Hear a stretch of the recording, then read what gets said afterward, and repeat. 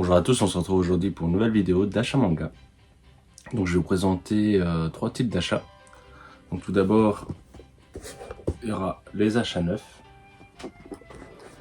Il y aura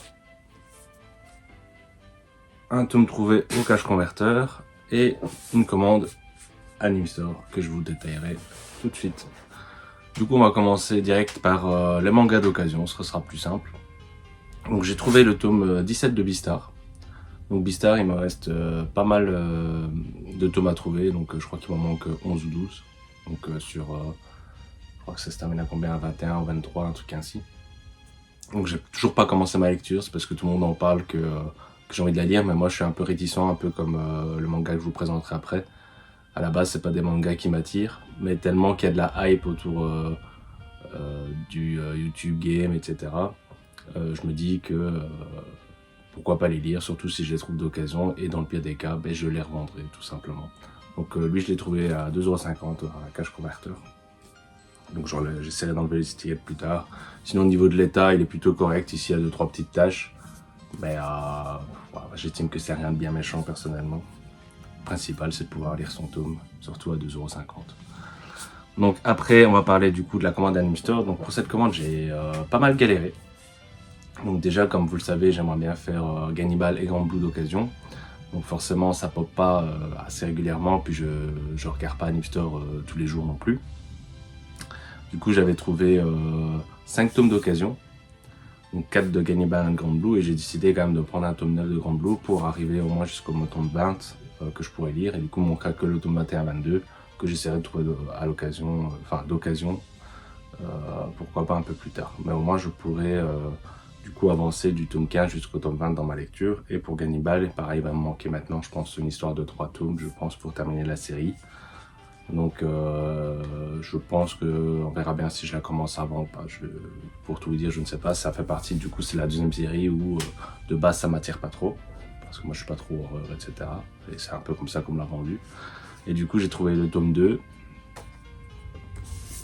le tome 4, le tome 5 et le tome 11. Au niveau de l'état, vu que c'est de l'occasion, moi je trouve que ça va. Il y a des petits pets ici en haut, mais voilà, ça c'est même avec des mangas neufs, malheureusement on les a régulièrement, donc il faut accepter tout ça. Donc pour Gannibal, ça m'a l'air ok. Après du coup nous avons le tome 15 de Grand Blue d'occasion. Donc là il y a juste une marque d'étiquette qui a été arrachée. Donc je verrai bien si j'arrive à enlever la reste, sinon c'est pas non plus si grave. Et le tome 19 qui lui a été acheté neuf. Donc, pour en revenir à cette commande, j'ai pas mal galéré parce qu'en fait, je l'ai commandé, je crois, le 27 mai. Et d'habitude, avec Anime Store, ça met 3-4 jours, même en Belgique, pour arriver. Et là, du coup, je l'ai reçu aujourd'hui. Aujourd'hui, nous sommes le 14 juin. Donc, j'ai même dû appeler le service après-vente, etc. Parce qu'en fait, le suivi n'avançait pas. Il était bloqué au 30 mai, je pense. Et du coup, le service après-vente de Chronopost m'ont renvoyé vers Anime Store. Anime Store a du coup dû renvoyer une demande à Chronopost, etc. Enfin, un petit peu galère, quoi, mais bon, au final, ça s'est débloqué assez rapidement quand même.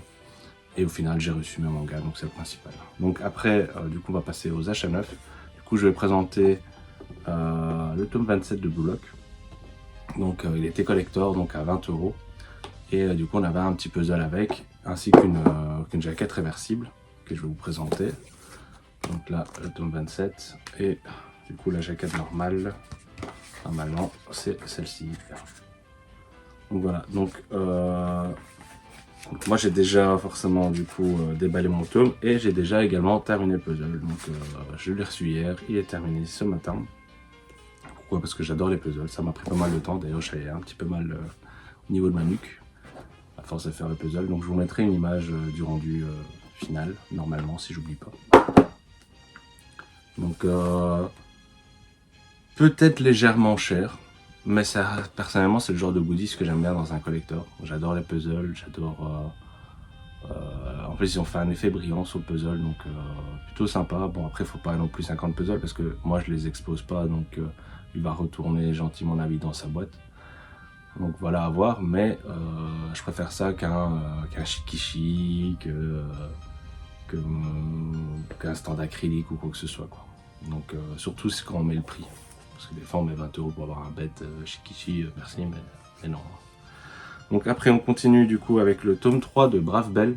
Donc j'ai pas dit les auteurs depuis tantôt, mais là on va commencer à le dire. Du coup au scénario c'est Mib et au dessin Okane. Donc ce sera une finie-série en 6 volumes.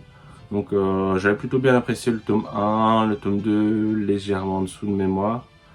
Bah bon, je me dis que je vais lire les 6 tomes et je verrai après si je la garde ou pas dans ma mangatech. Voilà, tout simplement, comme c'est une petite série, pourquoi pas.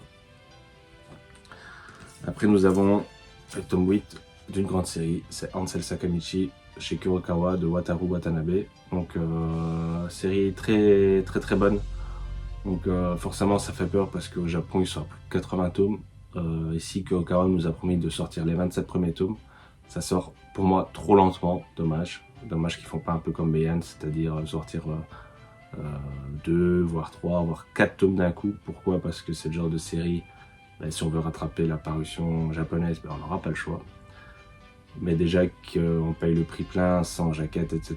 Donc certes ils ont pris le pari, je sais pas si ça se vend bien ou quoi, mais franchement c'est excellent. Après voilà, peut-être que le fait qu'il n'y a pas de jaquette ou quoi, bah, c'est réticent aux personnes, peut-être que le fait que ça sort lentement pareil. Donc voilà, malheureusement je travaille pas pour une maison d'édition, donc je peux pas savoir exactement tous les à côté, mais j'aurais aimé qu'ils fassent comme Meian. Après nous avons le tome 4 de Scarecrow chez Kana de Jin Zarbo. Donc ça j'avais bien aimé le tome 1 et le tome 2, le tome 3 légèrement en dessous. Mais je pense quand même que c'est une bonne série, donc hâte de découvrir ce tome 4. Après nous avons Yumeyoshi Dreaming of Falling for You.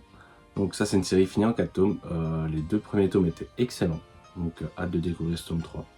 Donc il est déjà sorti normalement depuis 2 semaines ou quoi, mais mon libraire soit ne l'avait pas reçu, soit avait peut-être reçu qu'un tome qui était déjà parti avant que j'arrive, tout simplement. Après une autre série plutôt bonne, c'est Harcèlement scolaire, la méthode du détective Inamura, donc de chez Hirotaka Abe et Katsumasa Enokiya.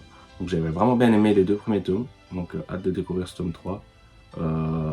Franchement, du coup c'est sur l'harcèlement scolaire forcément.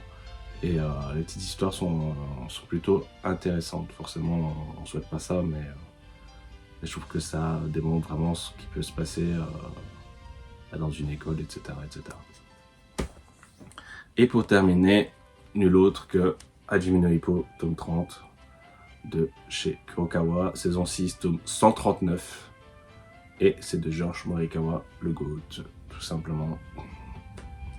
C'est pas spoil. Je vais juste vous montrer le dessin parce que j'ai vu une vidéo, j'ai oublié son prénom donc désolé, mais d'un youtubeur qui se lance un peu comme moi, donc qui n'a pas non plus beaucoup d'abonnés, mais qui a commencé les mangas de sport et il a mis Hippo deuxième en dessous d'IQ parce que ben voilà, il aimait bien l'histoire mais il trouvait le dessin un peu vieillot. Et je voudrais juste lui montrer si pour X raison il passe sur ma chaîne. Donc déjà, salut à toi. Et lui montrer que les dessins ont vraiment bien évolué. Non, je vais essayer de pas trop vous spoil, c'est pour ça que j'essaie de regarder. Bon, c'est pas forcément The Planche, mais on peut voir quand même que les dessins ont vraiment bien évolué. Morikawa, c'est vraiment un bon, on espère juste qu'il va plus trop traîner à faire ce qu'il doit faire. Seuls les vrais comprendront. Et j'espère que vous aurez apprécié cette vidéo et je vous dis à bientôt.